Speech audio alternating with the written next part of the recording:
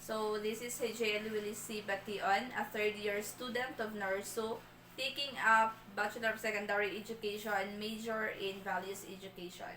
So the third topic that I mostly learned in this subject is assessment for students with exceptional needs. So I will explain to you what I have understand about this.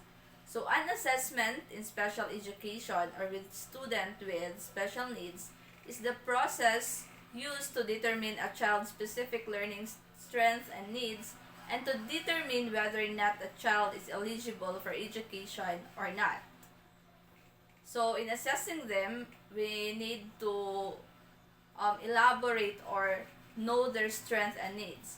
Then it is also a process wherein we collect information about our student for the purpose of making the decisions. So assessment, also known as evaluation. So we need to evaluate the strength of our student, especially those who are in need. Then assessment also is a process that involves systematic collection and interpretation of a wide variety of information. So especially the needs of for those students who have special needs. So assessment is primarily a problem solving process.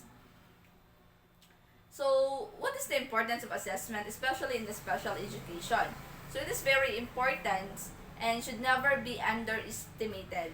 So evaluating or assessing your students should never be underestimated.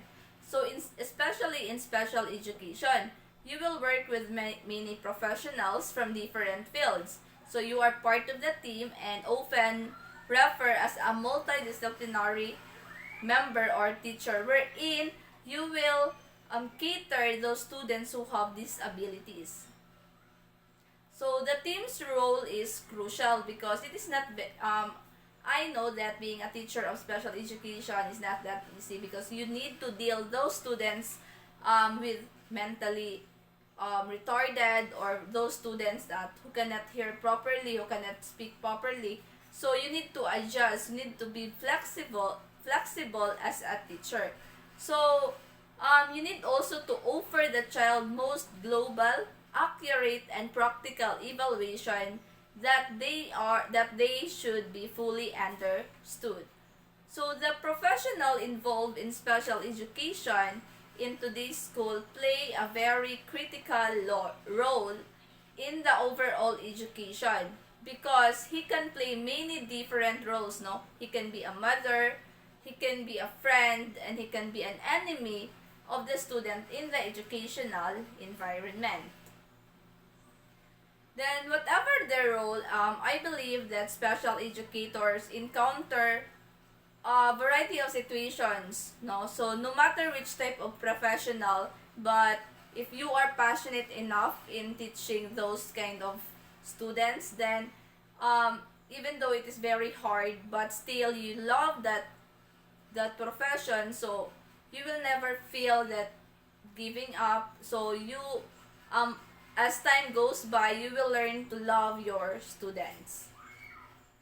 So example of those students who have the disabilities of the students in the special education are those students who has an autism, deafness, deaf-blindedness, orthopedic disability, the language or the speech disability, the hearing disability or impairment, or traumatic brain injury, and the visual impairment as well.